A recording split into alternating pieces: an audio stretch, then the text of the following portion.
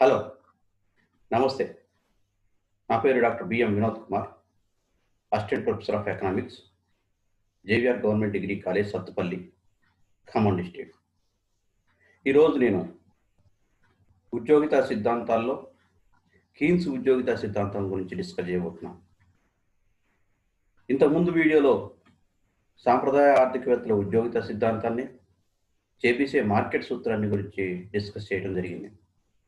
అదేవిధంగా ఇంతకుముందు వీడియోలో కీన్స్ ఉద్యోగితా సిద్ధాంతంలో కేవలం ఉద్యోగితా సమతౌల్యం గురించి డిస్కస్ చేయడం జరిగింది. కానీ ఈ వీడియోలో కీన్స్ ఉద్యోగితా సిద్ధాంతాన్ని పూర్తి స్థాయిలో, అంటే కీన్స్ ఉద్యోగితా సిద్ధాంతం ఆదాయ సమతౌల్యం మరియు ఉద్యోగితా సమతౌల్యం అనే రెండు అంశాల గురించి పూర్తిగా డిస్కస్ చేయడం జరుగుతుంది. కాబట్టి ఈ వీడియోని మీరు పూర్తిగా చూసిన తర్వాత తప్పనిసరిగా కీన్స్ ఉద్యోగితా సిద్ధాంతం పైన పూర్తి అవగాహన పొందుతారని ఆశిస్తూ ఇక క్లాస్లోకి వెళ్దాం.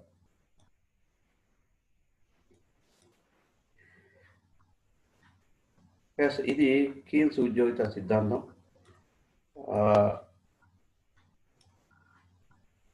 జేమ్ Keynes income and employment theory అని అంటారు.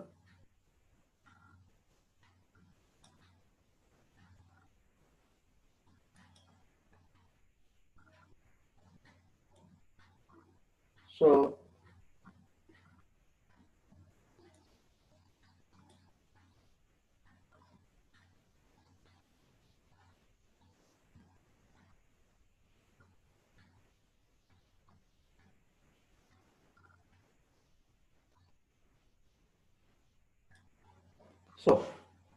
కీన్స్ ఉద్యోగితా సిద్ధాంతం గురించి, కీన్స్ ఆదాయ ఉద్యోగితా సిద్ధాంతం గురించి డిస్కస్ చేయబోయే ముందు కీన్స్ గురించి ఒక రెండు విషయాలు తెలుసుకుందాం.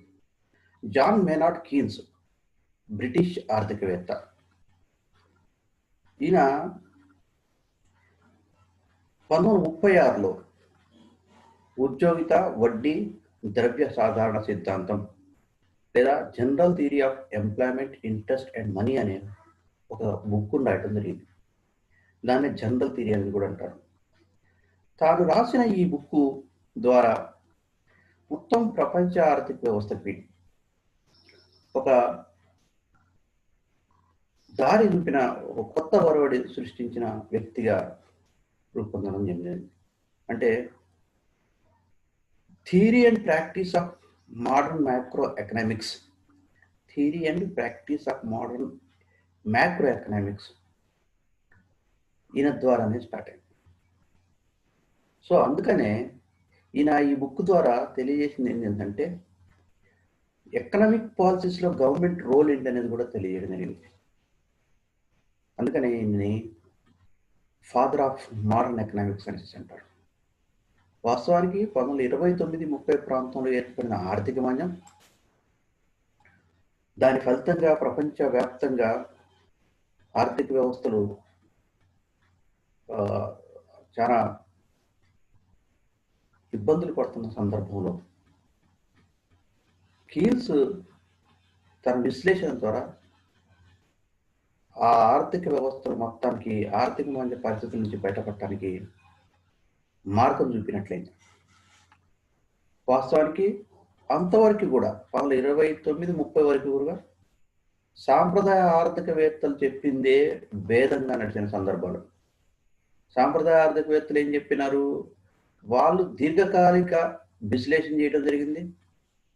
ఆర్థిక కార్యకలాపాల్లో ప్రభుత్వ జోక్యం ఉండకూడదనేసి, ఆర్థిక వ్యవస్థలో ఒక స్వయంచాలక సర్దుబాటు ఉంటుందని, ఆ స్వయంచాలక సర్దుబాటు వలన ఆర్థిక వ్యవస్థలో అసమతౌల్య పరిస్థితులు ఏర్పడితే ఆ అసమతౌల్య పరిస్థితులు ఆటోమేటిక్గా మార్కెట్ శక్తుల వలన, స్వయంచాలక సర్దుబాటు వలన, మార్కెట్ శక్తుల వలన అసమతౌల్య పరిస్థితులు తొలగిపోతాయని.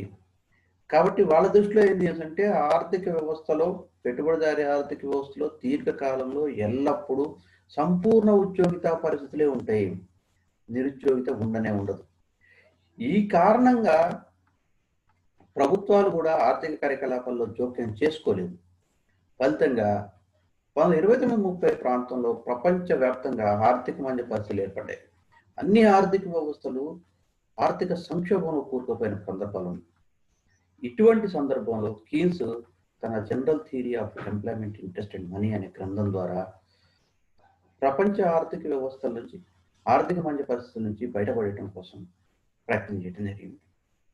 సో 1930లో ఏర్పడిన ఆర్థిక మాంద్యం ప్రభుత్వం 1930లో ఏర్పడిన ఆర్థిక మాంద్యం నుంచి బయటపడటానికి సాంప్రదాయ ఆర్థికవేత్తల ఆలోచన విధానం దోహదపడలేదు కాబట్టి, ప్రభుత్వాలు ఆర్థిక కార్యకలాపాల్లో జోక్యం చేసుకోకుండా ప్రేక్షక పాత్ర వహించినాయి కాబట్టి, ఆర్థిక వ్యవస్థలో స్వయంచాలక సర్దుబాటు ఉంటుందనే సాంప్రదాయవాదుల భావన పనిచేయలేదు కాబట్టి, ఈ సాంప్రదాయవాదుల సిద్ధాంతాలని, విశ్లేషణ పద్ధతులను విమర్శిస్తూ జేమ్ కీన్స్ తన సాధారణ సిద్ధాంతంలో వాస్తవ పరిస్థితులకు అనుగుణంగా సిద్ధాంతాన్ని వివరించడం జరిగింది.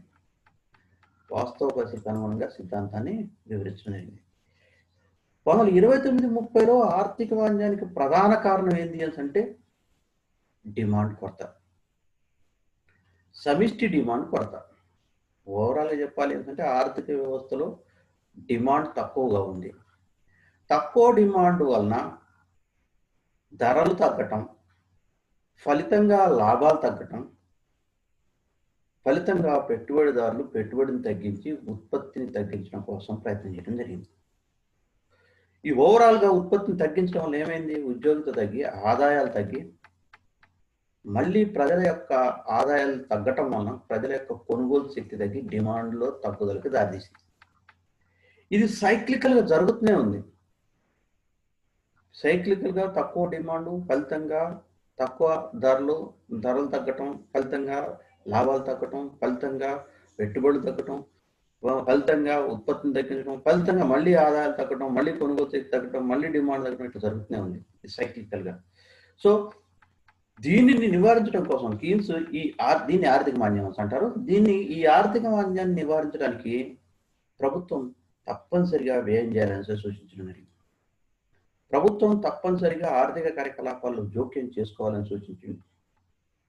ఏంది అట్లా జోక్యం చేసుకొని ఆర్థిక కార్యకలాపాల్లో ప్రభుత్వం తాను వివిధ ఆర్థిక కార్యకలాపాల్లో పాల్గొనడం ద్వారా, లేదా ఆర్థిక వ్యవస్థలో వివిధ డెవలప్మెంట్ యాక్టివిటీస్ ద్వారా ప్రజలకు ఆదాయాలు కల్పించగలిగినట్లయితే ప్రజల యొక్క కొనుగోలు శక్తి పెరిగి, సార్థక డిమాండ్ పెరిగి ఆర్థిక మాంద్యం నుంచి బయటపడతామని సూచించడం జరిగింది.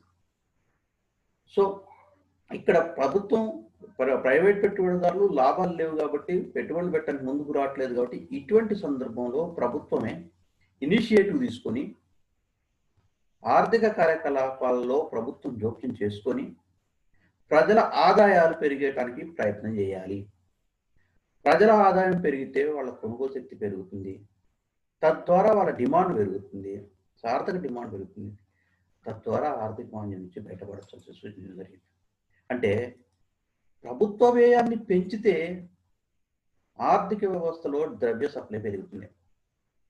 ప్రభుత్వ వ్యయాన్ని పెంచడం ద్వారా ఏమవుతుంది? ఆర్థిక వ్యవస్థలో ద్రవ్యం పంపు చేయడం జరుగుతుంది, సప్లై పెరుగుతుంది.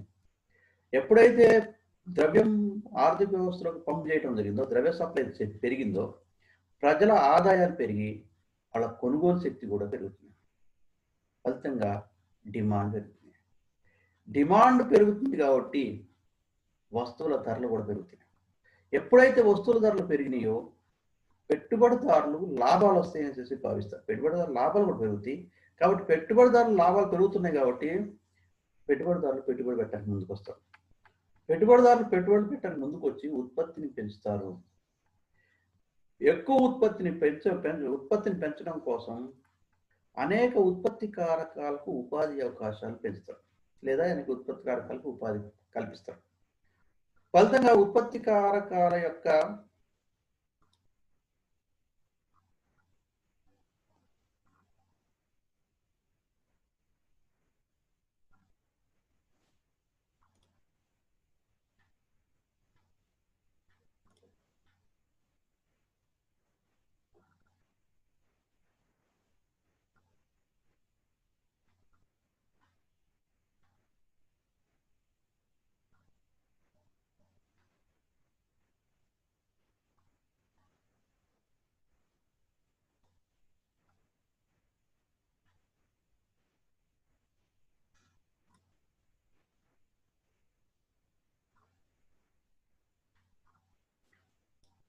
సో అంటే ఉత్పత్తికారుల యొక్క ఆదాయం పెరిగి ఫలితంగా వారి కొనుగోలు శక్తి పెరుగుతుంది, ఫలితంగా డిమాండ్ పెరగడానికి అవకాశం ఉంది. సో ఇక్కడ మనం చూసినట్లయితే ఓవరాల్గా ప్రభుత్వ వ్యయం పెంచడం ద్వారా ప్రజల ఆదాయాలు పెరిగి, అంటే ఆర్థిక వ్యవస్థలో ద్రవ్యం సప్లై జరిగి, పంపు జరిగి, ప్రజల ఆదాయాలు పెరిగి, వాళ్ళ కొనుగోలు శక్తి పెరిగి, డిమాండ్ పెరిగింది. ఫలితంగా వస్తువుల ధరలు పెరిగి పెట్టుబడిదారులకి లాభాలు పెరుగుతున్నాయి కాబట్టి పెట్టుబడిదారులు పెట్టుబడి పెట్టడానికి వచ్చినారు, ముందుకు వచ్చినారు. ఫలితంగా ఉత్పత్తి కారకాలకు ఉపాధి పెరిగి, ఆదాయాలు పెరిగి, వాళ్ళ కొనుగోలు శక్తి కూడా పెరిగి డిమాండ్ పెరుగుతుందని చెప్పవచ్చు. ఈ విధంగా ఆర్థిక వ్యవస్థ ఆర్థిక మాంద్య పరిస్థితుల నుంచి బయటపడుతుందని సూచించడం జరిగింది. సో కీన్స్ తన ఉద్యోగిత సిద్ధాంతాన్ని కొన్ని ప్రమేయాల ఆధారంగా రూపొందించడం జరిగింది. ముఖ్యంగా ఆర్థిక వ్యవస్థ అనేది ప్రారంభంలో నిరుద్యోగితతో ప్రారంభమై అంతిమంగా సంపూర్ణ ఉద్యోగిత స్థాయికి చేరుతుంది. ఆర్థిక వ్యవస్థ ప్రారంభంలో మాత్రం నిరుద్యోగితతో ప్రారంభమై అంతిమంగా సంపూర్ణ ఉద్యోగిత స్థాయికి చేరుతుంది. అయితే కంపల్సరిగా ఆర్థిక కార్యకలాపాల్లో ప్రభుత్వం జోక్యం చేసుకోవాలి, తప్పనిసరి. కీన్స్ తన సిద్ధాంతాన్ని స్వల్పకాలానికి ప్రాధాన్యత, తన విశ్లేషణలో ఎక్కువ స్వల్పకాలానికి ఎక్కువ ప్రాధాన్యత ఇవ్వడం జరిగింది. ఆర్థిక వ్యవస్థలో సంపూర్ణ పోటీ అంటే పూర్తి స్వేచ్ఛాయుతమైన మార్కెట్ పరిస్థితులు ఉంటాయని చెప్పి భావించడం జరిగింది. అదేవిధంగా అల్ప ఉద్యోగిత సమతౌల్యం గురించి మాత్రమే చెప్పడం జరిగింది. అల్ప ఉద్యోగిత సమతౌల్యం ఏర్పడుతుందని చెప్పడం జరిగింది. సో అంతేకాకుండా ప్రజలు పూర్తిగా తమ ఆదాయ మొత్తాన్ని ఖర్చు చేయకుండా కొంత పొదుపు చేస్తారు. దీన్నే ద్రవ్యత్వాభిరుచి అని సూచించిండు. అంటే దీన్ని ప్రజల యొక్క ఉపాత వినియోగ ప్రవృత్తి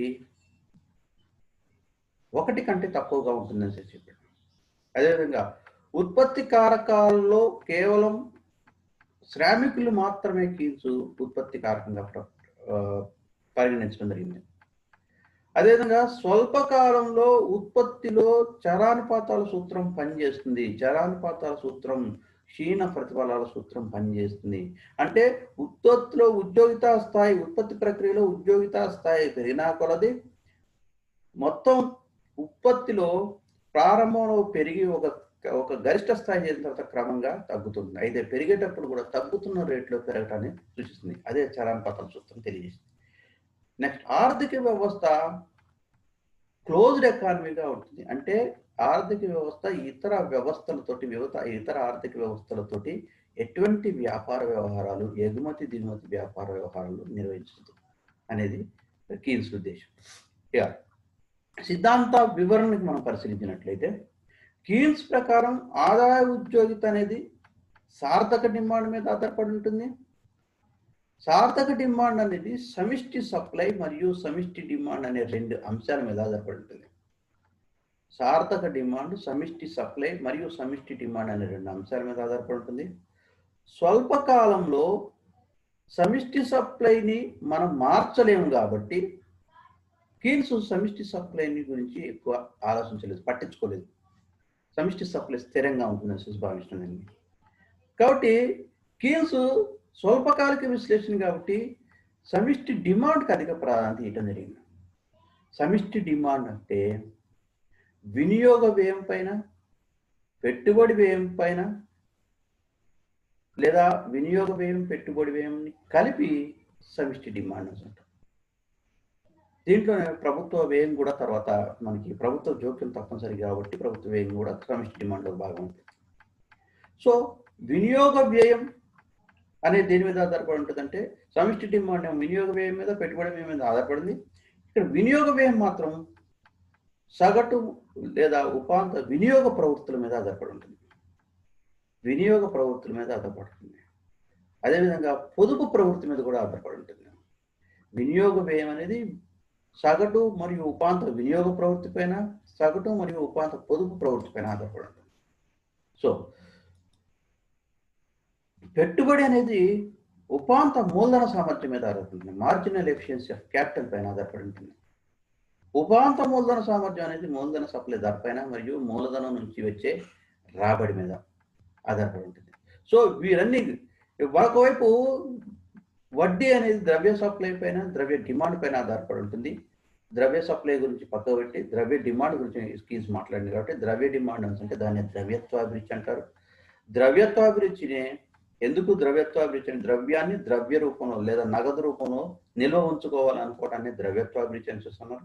ఈ ద్రవ్యత్వాభిరుచి 3 అంశాలను దృష్టిలో పెట్టుకుని ద్రవ్యత్వాభిరుచి ఉంటుంది. అంటే ద్రవ్య డిమాండ్ ఉంటుంది. ఒకటి రోజువారీ వ్యవహారాలకు నిర్వహించడం కోసం, దైనందిన ఆర్థిక కార్యకలాపాలు నిర్వహించుకోవటం కోసం, లేదా భవిష్యత్ అవసరాల కోసం, భవిష్యత్తులో అనుకోకుండా సంభవించే ఖర్చులు వచ్చినప్పుడు వాటిని ఎదుర్కొనే ఉద్దేశంతో కొంత పొదుపు చేసుకోవడం, ద్రవ్యాన్ని ద్రవ్య రూపంలో నగదు రూపంలో ఉంచుకోవాలనుకుంటారు. అంచనా వ్యాపారం చేసే ఉద్దేశంతో కూడా ద్రవ్యాన్ని ద్రవ్య రూపంలో ఉంచుకోవడం అనేది జరుగుతుంది. సో ఈ విధంగా సార్థక డిమాండ్, సమిష్టి డిమాండ్ సమిష్టి సప్లై పైన, సమిష్టి డిమాండ్ సమిష్టి సప్లైలో సమిష్టి సప్లై స్థిరంగా ఉంటుంది. సమిష్టి డిమాండ్ అనేది వినియోగ వ్యయం మరియు పెట్టుబడి వ్యయం మీద ఆధారపడి ఉంటుందని చెప్పి, వినియోగ ప్రవృత్తి మీద, పెట్టుబడి అనేది ఉపాంత మూలధన సామర్థ్యం మీద ఉంటుందని చెప్పి, ఉపాంత మూలధన సామర్థ్యం అనేది మూలధన సప్లై ధర పైన మరియు మూలధన ఆస్తి నుంచి వచ్చే ఆదాయం పైన ఆధారపడి ఉంటుందని చెప్పి, కాబట్టి ద్రవ్య సప్లై పైన వడ్డీ అనేది ద్రవ్య సప్లై ద్రవ్య డిమాండ్ మీద ఆధారపడి ఉంటుందని చెప్పి అనుకున్నాం. ద్రవ్య డిమాండ్ మాత్రం తీసుకోవడం జరిగింది. ఇక్కడ ద్రవ్య డిమాండ్ అంటే దాన్ని ద్రవ్యత్వాభిరుచి అని చేసి, ద్రవ్యత్వాభిరుచిని మనకి ద్రవ్య డిమాండ్ అని చేసి అనుకున్నాం. ద్రవ్య డిమాండ్ ఏ ఉద్దేశంతో చేస్తారంటే రోజువారీ వ్యవహారాల కోసం, భవిష్యత్ వ్యవహారాల కోసం, అంచనా వ్యాపారం అనే అంశాల కోసం ఆధారపడి ఉంటుందని చేసి తెలుసుకోవడం జరిగింది. సో కీన్స్ తన సిద్ధాంతంలో 2 రకాల సమతౌల్యాలను వివరించింది. కీన్స్ తన ఆదాయ ఉద్యోగిత సిద్ధాంతంలో 2 రకాల సమతౌల్యాన్ని వివరించిండు. ఒకటి ఆదాయ సమతౌల్యం, 2 ఉద్యోగిత సమతౌల్యం. ఆదాయ సమతౌల్యం అంటే సమతౌల్య జాతీయ ఆదాయ స్థాయి అనేసి. ఆదాయ సమతౌల్యం అంటే జాతీయ ఆదాయ సమతౌల్యం. జాతీయ ఆదాయ సమతౌల్యం అంటే కీన్స్ తన జాతీయ ఆదాయ సమతౌల్యంని ఈక్వేషన్ ద్వారా తెలియజేసిండు. y = c+i. y = c+i అనే దాని ద్వారా తెలియజేసిండు. y అంటే ఇక్కడ సమిష్టి సప్లైని, c+i అంటే సమిష్టి డిమాండ్ని తెలియజేస్తుంది. ఇంతకుముందే మనం చెప్పిన సమిష్టి డిమాండ్ దేని మీద ఆధారపడి ఉంటుందంటే సమిష్టి డిమాండ్ కన్జంప్షన్ ప్లస్ ఇన్వెస్ట్మెంట్, వినియోగ వ్యయం మరియు పెట్టుబడి వ్యయం మీద ఆధారపడి ఉంటుందని చెప్పి. సో c+i = సమిష్టి డిమాండ్. ఇక్కడ y అంటే y c+iలో y సమతౌల్య జాతీయ ఆదాయ స్థాయి లేదా జాతీయ ఆదాయ సమతౌల్య స్థాయి, c వినియోగ వ్యయం అని, i పెట్టుబడి వ్యయం అని చేసి తెలియజేయడం జరిగింది. ఇక్కడ c+i అనేది సమిష్టి డిమాండ్, ఆర్థిక వ్యవస్థలో మొత్తం వ్యయాన్ని తెలియజేస్తుంది. c=i అనేది సమిష్టి డిమాండ్ అనేది ఆర్థిక వ్యవస్థలో మొత్తం వ్యయాన్ని తెలియజేస్తుంది. సమిష్టి సప్లై y సమిష్టి సప్లై అనేది మొత్తం ఆర్థిక వ్యవస్థలో ఉత్పత్తి అయిన వస్తు రాశి విలువ లేదా జాతీయ ఆదాయాన్ని తెలియజేస్తుంది. ఓకే, సో ఇక్కడ ఆదాయ సమతౌల్యం వివరించడం కోసం కీన్స్ ఒక పట్టిక రూపంలో వివరించడానికి ప్రయత్నం చేయడం జరిగింది.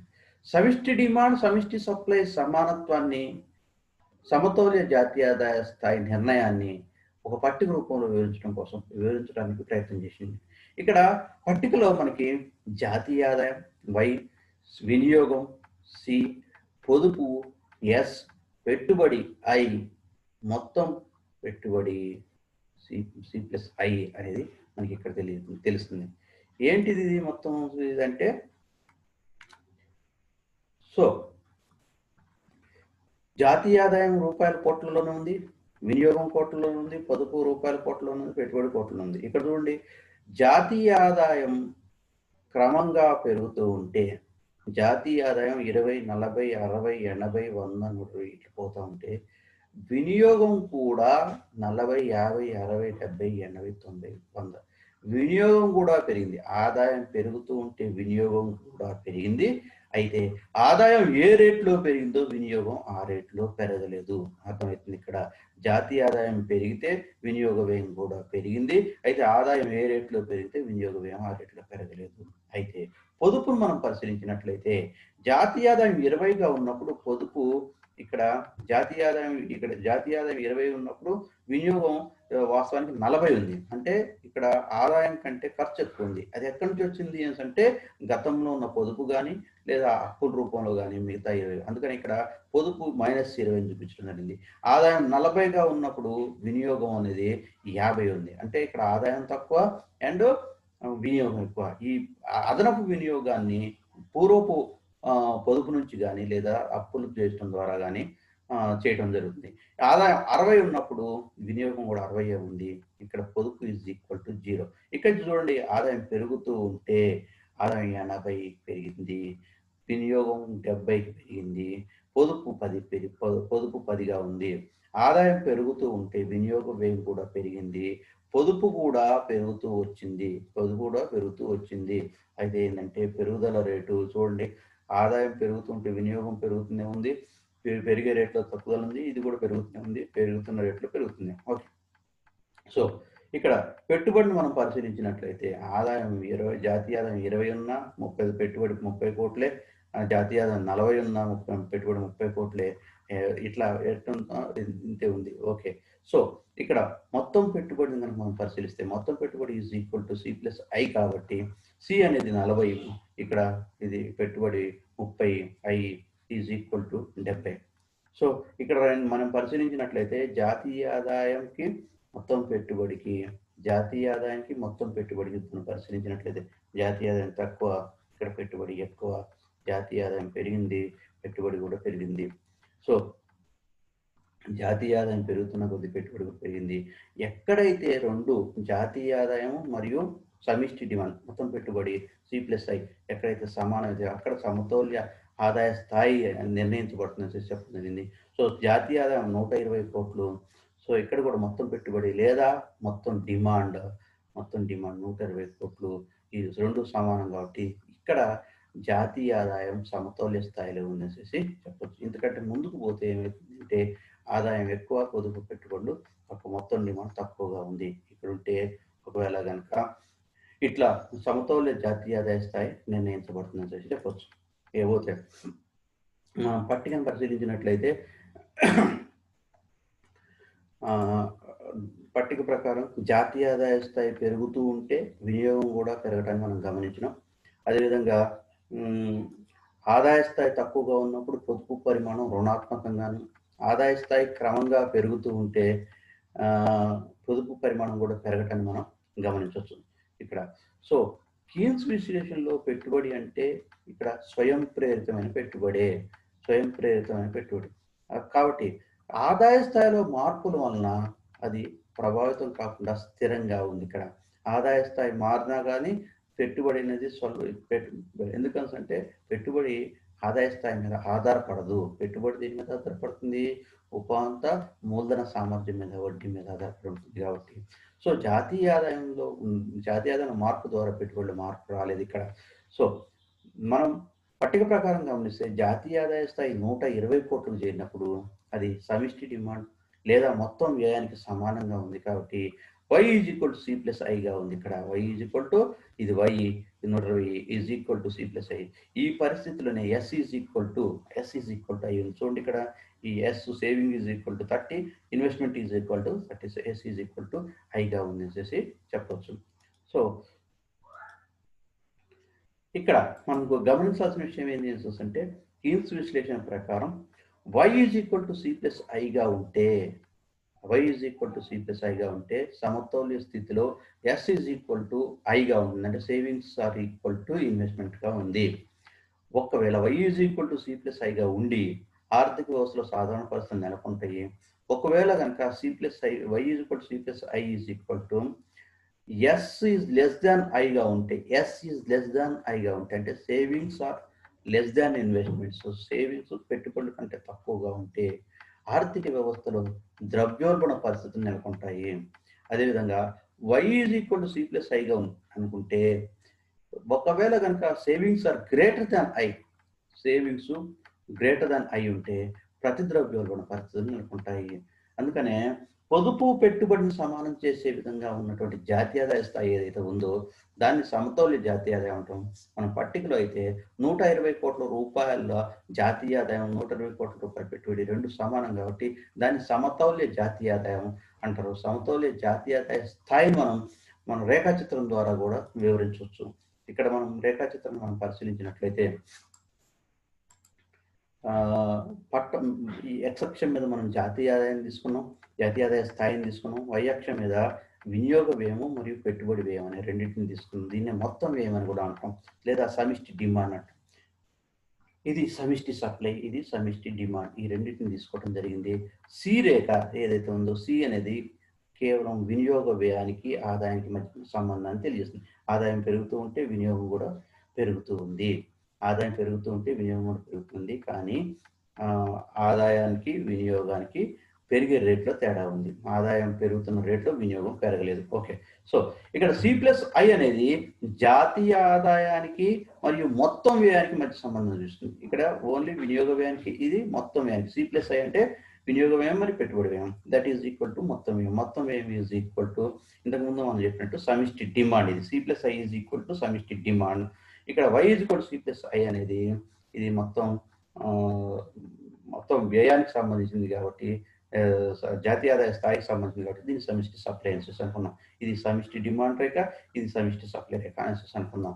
సో C+I అనేది జాతీయ ఆదాయానికి మొత్తం వ్యయానికి మధ్య ఉన్న సంబంధం సూచిస్తుంది. జాతీయ ఆదాయ స్థాయి 120 కోట్లు ఉన్నప్పుడు, జాతీయ ఆదాయ స్థాయి 120 కోట్లు చేరినప్పుడు మొత్తం వ్యయం కూడా 120 కోట్లకు చేరింది. మొత్తం వ్యయం కూడా 120 కోట్లు చేరింది. ఈ బిందువు వద్ద Y is equal to C+I. ఈ బిందువు వద్ద Y is equal to C+I అంటే సమిష్టి డిమాండ్ ఈజ్ ఈక్వల్ టు సమిష్టి సప్లై అనేసి చెప్పవచ్చు. అందువలన సమిష్టి డిమాండ్ సమిష్టి సప్లై ఈ అనే బిందువు వద్ద సమానంగా ఉంది కాబట్టి ఈ అనే బిందువు వద్ద ఉన్న జాతీయ ఆదాయ స్థాయి ఏదైతే ఉందో 120 కోట్ల రూపాయలు, దీన్ని సమతౌల్య జాతీయ ఆదాయ స్థాయి అని చెప్పొచ్చు. ఇది సమతౌల్య జాతీయ ఆదాయ స్థాయి, 120 కోట్ల రూపాయలు సమతౌల్య జాతీయ ఆదాయ స్థాయి అనేసి చెప్పొచ్చు. ఈ విధంగా కీన్స్ ముందు జాతీయ ఆదాయ స్థాయిని తెలియజేయడం కోసం ప్రయత్నం చేయడం జరిగింది. నెక్స్ట్ రెండవది ఏంటంటే ఉద్యోగిత సమతౌల్యానికి సంబంధించింది. ఉద్యోగిత సమతౌల్యంలో కీన్స్ ఉద్యోగిత సిద్ధాంతంలో ఉద్యోగిత సమతౌల్యం కూడా కీలకమైంది. ఉద్యోగిత సమతౌల్యంలో సార్థక డిమాండ్ అనే భావనకి ఎక్కువ ప్రాధాన్యత ఇవ్వడం జరిగింది. కీన్స్ తన ఆర్థిక విశ్లేషణలో సార్థక డిమాండ్ అనే భావన గుండెకాయ లాంటిది. వాస్తవానికి కీన్స్ ప్రకారం ఆర్థిక వ్యవస్థలో ఉద్యోగిత పరిమాణాన్ని సార్థక డిమాండ్ నిర్ణయిస్తుంది అనేసి, అంటే ఉద్యోగిత స్థాయి అనేది సార్థక డిమాండ్ పైన ఆధారపడి ఉంటుంది అనేసి వివరించడం జరిగింది. అందుకనే N is a function of ED. N అంటే ఉద్యోగిత స్థాయి, F ఈజ్ ఎ ఫంక్షన్ ప్రమేయ సంబంధం, ED అంటే సార్థక demand, effective demand. N is a function of ED. దీంట్లో N ఉద్యోగిత స్థాయిని, ED అనేది సార్థక డిమాండ్ని, F అనేది ప్రమేయ సంబంధాన్ని తెలియజేస్తుంది. సో సార్థక డిమాండ్ ఏంటి? సార్థక డిమాండ్ అంటే ఎక్కడైతే సమిష్టి డిమాండ్ సమిష్టి సప్లై రెండు సమానం అవుతాయో దాన్ని సార్థక డిమాండ్ అని. సార్థక డిమాండ్ నిజ అంశాలు మరియు ద్రవ్యపరమైన అంశాలు, సార్థక డిమాండ్ని నిజ అంశాలు మరియు ద్రవ్యపరమైన అంశాలు రెండు కలిసి నిర్ణయిస్తాయి.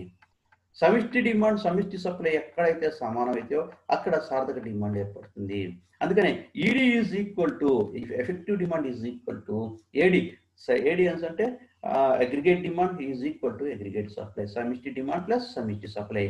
అక్కడ మొత్తం వస్తు రాశి, ఉత్పత్తి, ఉద్యోగిత స్థాయి, ఆదాయ స్థాయి, పెట్టుబడి స్థాయి ఇన్ని నిర్ణయించబడతాయి. ఎక్కడ? ED అనే బిందువు దగ్గర మొత్తం వస్తు రాశి, ఉత్పత్తి స్థాయి నిర్ణయించబడుతుంది, ఉద్యోగిత స్థాయి నిర్ణయించబడుతుంది, ఆదాయ స్థాయి నిర్ణయించబడుతుంది, పెట్టుబడి స్థాయి నిర్ణయించబడుతుంది. సార్థక డిమాండ్ సమిష్టి డిమాండ్ ద్వారా సమిష్టి సప్లై ద్వారా సార్థక డిమాండ్ నిర్ణయించేది ఏంటంటే సమిష్టి డిమాండ్ ధర మరియు సమిష్టి సప్లై ధర ఈ రెండు కలిసి సార్థక డిమాండ్ని నిర్ణయిస్తాయి. సో ఏంటి సమిష్టి డిమాండ్ ధర అంటే? అగ్రిగేట్ డిమాండ్ ప్రైస్ అంటే ఏంటి? నిర్ణీత సంఖ్యలో శ్రామికులను నియమించి నిర్దిష్ట పరిమాణంలో వస్తువులను ఉత్పత్తి చేసి మార్కెట్లో విక్రయించడం ద్వారా ఉత్పత్తిదారులు వాస్తవంగా పొందగలమని ఆశించే రాబడిని, ఉత్పత్తిదారులు వాస్తవంగా పొందగలమని ఆశించే రాబడిని సమిష్టి డిమాండ్ ధర అంటారు. అంటే ఒక ఉత్పత్తిదారుడు ఒక నిర్ణీత కాలంలో నిర్ణీత సంఖ్యలో ఉత్పత్తి కారకాలను ఉపయోగించడం వలన ఒక నిర్ణీత కాలంలో నిర్ణీత సంఖ్యలో ఉత్పత్తి కారకాలను ఉపయోగించడం వలన జరిగిన ఉత్పత్తిని మార్కెట్లో విక్రయించడం ద్వారా ఉత్పత్తిదారుడు ఆశించే ఆదాయంను సమిష్టి డిమాండ్ ధర అంటారు. చూడండి, ఇక్కడ ఆశించే రాబడి, తాను ఉత్పత్తి చేసిన వివిధ ఉత్పత్తి కారకాలను ఒక నిర్దిష్ట సంఖ్యలో ఉత్పత్తి కారకాలను ఉపయోగించి వస్తువులను ఉత్పత్తి చేసి ఆ వస్తువులను మార్కెట్లో విక్రయించడం ద్వారా ఎంత వస్తుంది, ఎంత రాబడి వస్తుంది అనేది తెలియజేసే దాన్ని సమిష్టి డిమాండ్ ధర.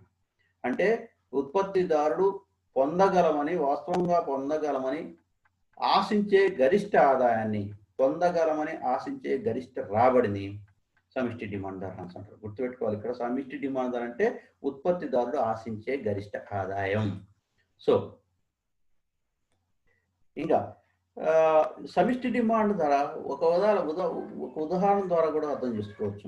ఫర్ ఎగ్జాంపుల్, 10 మంది శ్రామికులను నియమించి 100 యూనిట్లను ఉత్పత్తి చేసి మార్కెట్లో అమ్మడం ద్వారా 100 రూపాయలు వస్తాయని ఆశించినట్లయితే, 10 మంది శ్రామికులను ఉపయోగించి 100 యూనిట్లను ఉత్పత్తి చేసి మార్కెట్లో అమ్మడం ద్వారా 100 రూపాయలు వస్తాయని ఆశించినట్లయితే ఈ 100 రూపాయలని సమిష్టి డిమాండ్ ధర అంటారు. అంటే విభిన్న పరిమాణాలలో శ్రామికులను నియమించి వివిధ పరిమాణాల్లో వస్తువులను ఉత్పత్తి చేసి మార్కెట్లో అమ్మడం ద్వారా వాస్తవంగా పొందగలమని భావించే రాబడులు ఏవైతే ఉన్నాయో వాటన్నిటినీ సమిష్టి డిమాండ్ ధరలు అంటారు. సమిష్టి డిమాండ్ ధరలు అంటే ఆ ధరలు కూడా భిన్నంగా ఉంటాయి, విభిన్నంగా ఉంటాయి. దీన్నే మనం ఒక పట్టిక ద్వారా కూడా అర్థం చేసుకోవచ్చు. ఇక్కడ ఉద్యోగితా స్థాయిని చూసినాం, మనం పక్కన సమిష్టి డిమాండ్ ధరను చూసినాం. ఉద్యోగితా స్థాయి పెరిగిన కొలది సమిష్టి డిమాండ్ ధర పెరిగింది. ఉద్యోగితా స్థాయి 10, 20, 30, 40, 50, 60, 70 పెరిగితే సమిష్టి డిమాండ్ ధర 100 నుంచి 180, 180 నుంచి 250, 250 నుంచి 310, 350, 380, 400 పెరిగింది. ఇక్కడ మన పెరుగుదలను మనం పరిశీలించినట్లయితే ఉద్యోగితా స్థాయి పెరిగిన కొద్ది వాస్తవానికి సమిష్టి డిమాండ్ ధర కూడా పెరిగింది. కానీ పెరుగుతున్న రేట్లు ఏ రేట్లో పెరిగింది? తగ్గుతున్న రేట్లో పెరిగింది. 100కి 80కి మధ్యలో పెరుగుదల రేట్ ఎంత అంటే 80, 180కి 250 మధ్య పెరుగుదల రేట్ ఎంత అంటే 70, 250కి 310కి మధ్య పెరుగుదల రేట్ ఎంత అంటే 60, 310కి 350కి మధ్య పెరుగుదల రేట్ ఎంత అంటే 40. సో ఏమైతుంది, ఇక్కడ పెరుగుతుంది కానీ సమిష్టి డిమాండ్ ధర తగ్గే రేట్లో పెరుగుతుంది. పట్టికలో మనం గమనించినట్లయితే వివిధ ఉద్యోగితా స్థాయిల వద్ద సమిష్టి డిమాండ్ ధరలు భిన్నంగా ఉన్నాయి. ఉద్యోగితా పరిమాణం పెరుగుతూ ఉంటే సమిష్టి డిమాండ్ ధరలు కూడా పెరుగుతున్నాయి, అయితే అవి తగ్గే రేట్లో పెరుగుతున్నాయి. వివిధ ఉద్యోగితా పరిమాణాలు వాటికి సంబంధించిన సమిష్టి ధరలను తెలిపే బిందువులన్నింటినీ గుర్తించడం ద్వారా మనం సమిష్టి డిమాండ్ ఫలరేఖని రాబట్టవచ్చు. సమిష్టి డిమాండ్ ఫలరేఖని రాబట్టవచ్చు. అది ఎట్లా చూద్దాం. ఇక్కడ పటంలో మనం x అక్షం మీద ఉద్యోగితా స్థాయిని, y అక్షం మీద సమిష్టి డిమాండ్ ధరని తీసుకోవడం జరిగింది. సో ADF అనేది సమిష్టి డిమాండ్ ఫలరేఖ. ఇక్కడ ఉద్యోగితా స్థాయి పెరిగినా కొద్ది, చూడండి ఉద్యోగితా స్థాయి 10 నుంచి ఇట్లా పెరుగుతూ ఉంది 70 దాకా.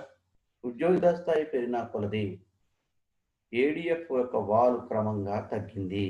అంటే ఉద్యోగితా పరిమాణం పెరుగుతూ ఉంటే వాస్తవంగా వస్తుందని ఆశించిన లేదా ఊహించిన రాబడి క్రమంగా పెరుగుతుంది, కానీ పెరుగుదల రేటు క్షీణిస్తుంది.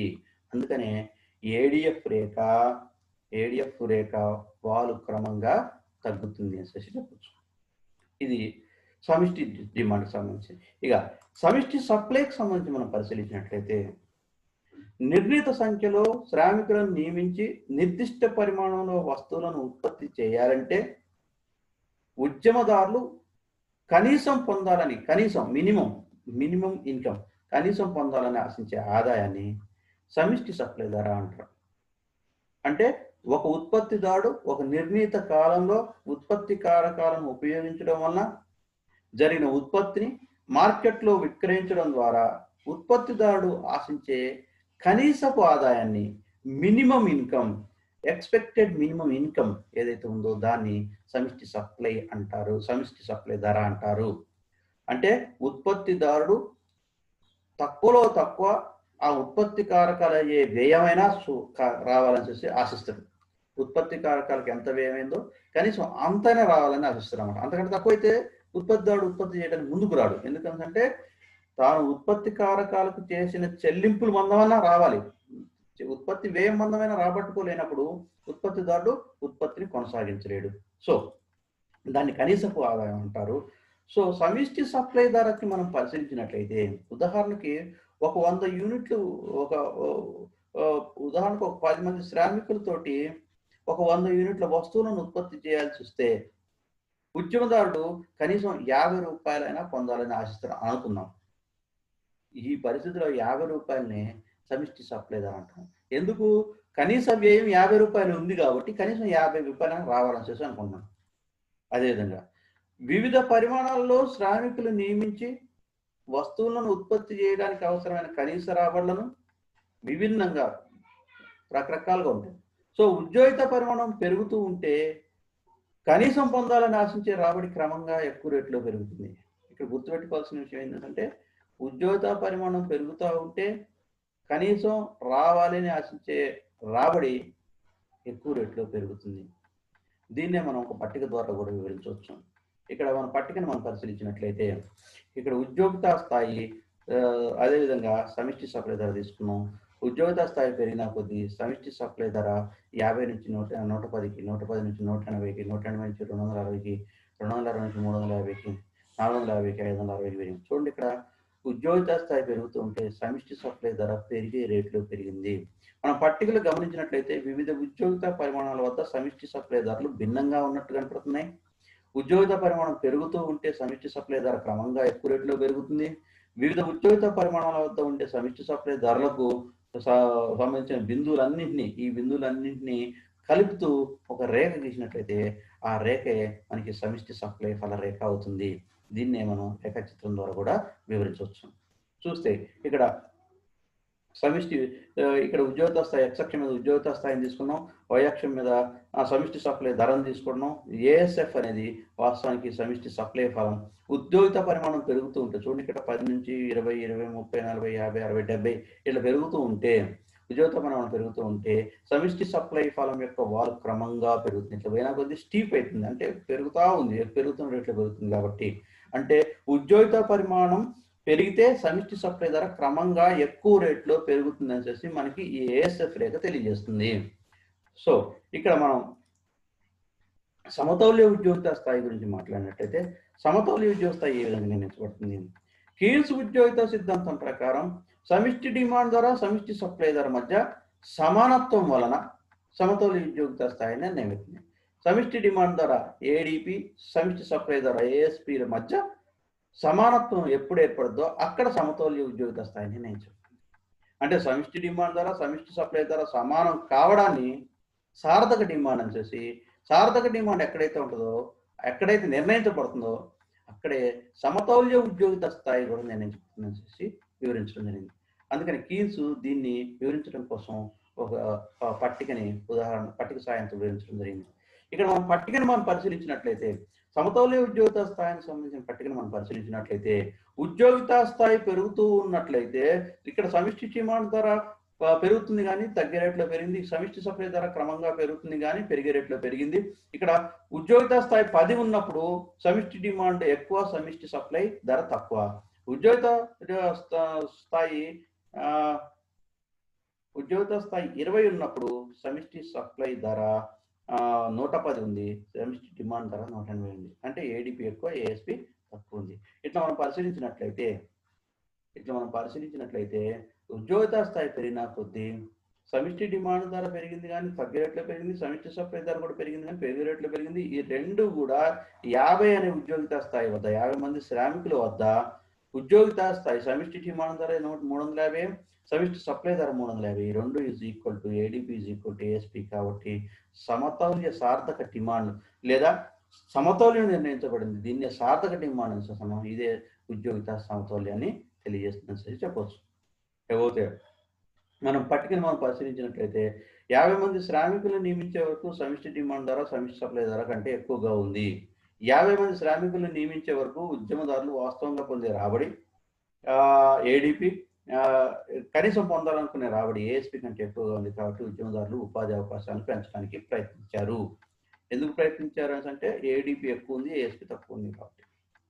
కానీ 50 మంది శ్రామికులకు నియమించినట్లయితే ఉద్యమదారులు వాస్తవంగా పొందగలుగుతామని ఆశించే రాబడి ఏడీపీ, కనీసం పొందాలనుకునే రాబడి ఏఎస్పీ రెండూ సమానంగా ఉన్నాయి. కాబట్టి అక్కడ దాకా ఉత్పత్తిదారులు ఉపాధి అవకాశాలు కల్పిస్తారు లేదా ఉత్పత్తి కారకాలని ఉత్పత్తి ప్రక్రియలో వినియోగిస్తారు. ఆర్థిక వ్యవస్థలో 50 కంటే ఎక్కువ మంది శ్రామికులు ఉన్నప్పటికీ వారికి ఉపాధి లభించదు. ఎందుకు లభించదు అంటే 60 లేదా 70 మంది శ్రామికులు పనిలో నియమిస్తే ఏమవుతుంది? వాస్తవంగా పొందే రాబడి ఏడీపీ, కనీసం పొందాలనుకునే రాబడి ఏఎస్పీ కంటే తక్కువగా ఉంది. కాబట్టి ఉత్పత్తిదారులకు నష్టం వచ్చే అవకాశం ఉంది. అందుకనే ఉత్పత్తిదారులు అదనపు శ్రామికులకు ఉపాధి అవకాశాన్ని కల్పించరు. అందువల్ల ఉత్పత్తిదారులు 50 మంది శ్రామికులు మాత్రమే పనిలో తీసుకుంటారు, అందుకంటే ఎక్కువ తీసుకోరు. 50 మంది శ్రామికులు నియమించినప్పుడు మాత్రమే సమిష్టి డిమాండ్ ధర సమిష్టి సప్లై ధర సమానంగా ఉన్నాయి. కాబట్టి ఉత్పత్తిదారుడు అక్కడ దాకా ఉత్పత్తి ప్రక్రియలో ఉత్పత్తి కారకాలను వినియోగించడానికి అవకాశం ఉంది. ఈ 50 మందినే సమతౌల్య ఉద్యోగిత పరిమాణం అంశేసి అంటారు. ఈ 50 మందినే సమతౌల్య ఉద్యోగిత పరిమాణం అంశేసి అంటారు. ఈ పరిస్థితిలో ఇంకా 20 మంది వాస్తవానికి నిరుద్యోగులు ఉన్నా కానీ వాళ్ళకు ఉపాధి అవకాశాలు లేవు. కాబట్టి వాళ్ళకి ప్రైవేట్ పెట్టుబడిదారులు ఉపాధి అవకాశాలు కల్పించిన పరిస్థితి. అంటే నిరుద్యోగ సంస్థ ఉన్నప్పటికీ ఆర్థిక వ్యవస్థ సమతౌల్య స్థితికి చేరుకుందని చెప్పవచ్చు.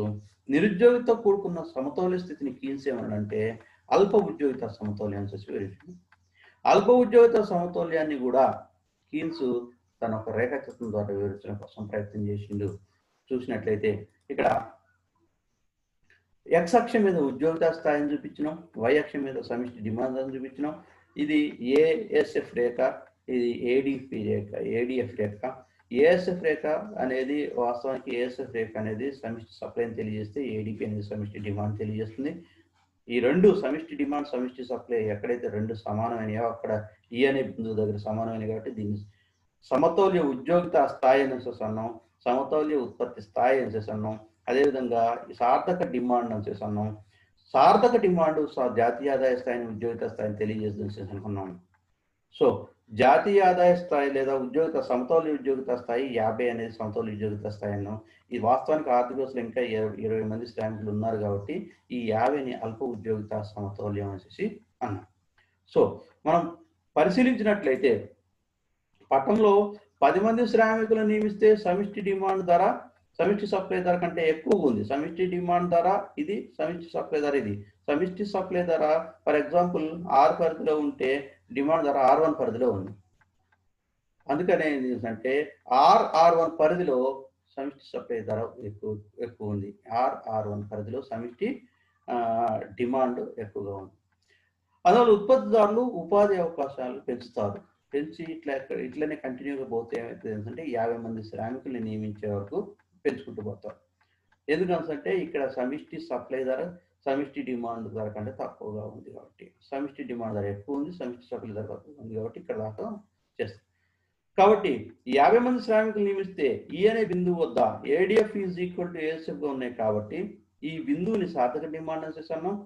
సమతౌల్య ఈ బిందువు వద్ద ఏంటంటే సమాంతరంగా ఉన్న ఉద్యోగిత పరిమాణాన్ని లేదా సమతౌల్య ఉద్యోగిత పరిమాణాన్ని సూచిస్తుంది. ఇది సమతౌల్య స్థితి వద్ద ఆర్థిక వ్యవస్థలో ఇంకా 20 మంది శ్రామికులు నిరుద్యోగులు ఉన్నారు.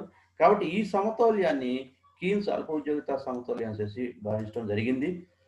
కీన్స్ ప్రకారం ఈ అల్ప ఉద్యోగిత సమతౌల్యం అనేది వాస్తవ పరిస్థితి అని, ఈ అల్ప ఉద్యోగిత సమతౌల్యం అనేది వాస్తవ పరిస్థితి అని, సంపూర్ణ ఉద్యోగిత సమతౌల్యం అనేది అవాస్తవం అనేసి తెలియదు. ఈ వాస్తవానికి ఈ సంపూర్ణ ఉద్యోగిత పరిస్థితి చేరడం అనేది అవాస్తవం. ఈ బిందువు దాటిన తర్వాత ఏఎస్ఎఫ్ రేఖ ఏడిఎఫ్ రేఖ పైన ఉన్నందువలన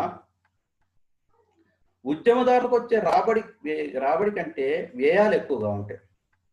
అలాంటప్పుడు ఉద్యోగితను పెంచడం వాళ్ళకి లాభసాటి కాదు. అందుకనే సంపూర్ణ ఉద్యోగితను సాధించాలి అంటే సార్థక డిమాండ్ని పెంచాలి.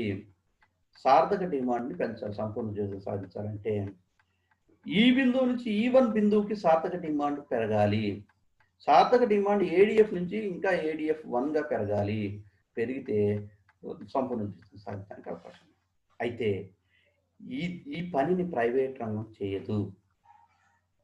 ఎందుకంటే లాభాలు రావట్లేదు కాబట్టి ఏ ప్రైవేట్ ఉత్పత్తిదారుడు కూడా నష్టాలకు ఉత్పత్తి కొనసాగించడానికి ఇష్టపడదు కాబట్టి ఇటువంటి సందర్భంలో ప్రభుత్వం జోక్యం చేసుకోవాలి. ప్రభుత్వం జోక్యం చేసుకొని ద్రవ్య సప్లైని ప్రజలకి అందుబాటులో ద్రవ్యం పంపింగ్ చేయడం ద్వారా ద్రవ్య సప్లైని పెంచే విధంగా ప్రభుత్వం వివిధ ఆర్థిక కార్యకలాపాలని చేపట్టాలి.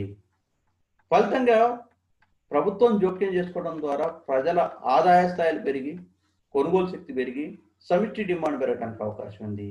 ఫలితంగా సమిష్టి డిమాండ్ రేఖ ఇక్కడ నుంచి ఇంకా ముందుకు జరగడానికి అవకాశం ఉంటుంది. అప్పుడు సంపూర్ణ ఉద్యోగితను సాధించవచ్చు అనేసి కీన్స్ పేర్కొనడం జరిగింది. దీన్నే ఇక్కడ మనం పరిశీలిద్దాం.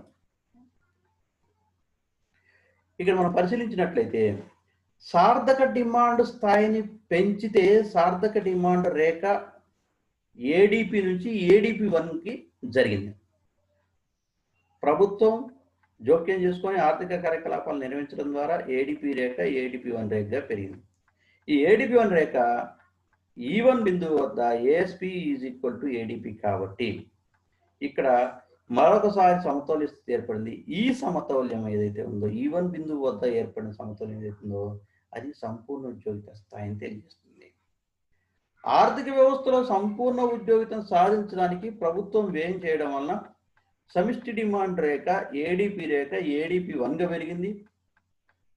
దీనివల్ల సమతౌల్య స్థితి కూడా ADP is equal to ASP అనేది ADP 1 is equal to ASP అనేది ఈ1 బిందువు వద్ద జరిగింది కాబట్టి ఈ ఈ1 బిందువు వద్ద సార్థక డిమాండ్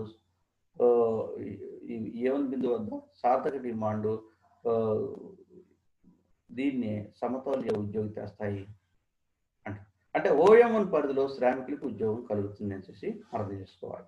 ఓకే, సో కీన్స్ తన ఉద్యోగిత సిద్ధాంతంలో సమతౌల్య ఆదాయ స్థాయిని సమతౌల్య ఉద్యోగిత స్థాయి ఏ విధంగా నిర్ణయించబడుతుందో తెలియజేయడం జరిగింది.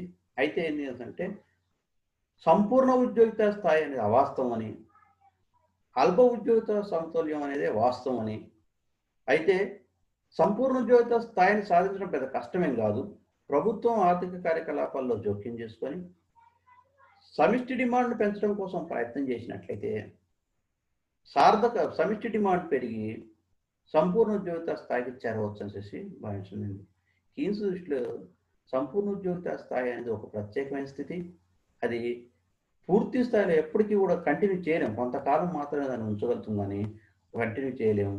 అది కొంతకాలం తర్వాత మళ్ళీ అల్ప ఉద్యోగిత సమతౌల్యానికి పడిపోవడానికి అవకాశం ఉంది అనేసి చెప్పడం జరిగింది. సో ఇది మొత్తం ఆదాయ ఉద్యోగిత సిద్ధాంతం కీన్స్ ఆదాయ ఉద్యోగ సిద్ధాంతం సంబంధించింది. ఏం డౌట్స్ ఉన్నా కానీ ఆ డౌట్స్ మొత్తాన్ని మీరు వాస్తవానికి డౌట్స్ కానీ క్వశ్చన్స్ కానీ ఎనీ సజెషన్స్ ఏమన్నా ఉన్నా కానీ నా మెయిల్ ఐడికి మెయిల్ చేయగలరు, vinodbazu@gmail.com అనే దానికి. సో ఇది మొత్తం కీన్స్ ఆదాయ ఉద్యోగిత సిద్ధాంతానికి సంబంధించింది. Thank you very much.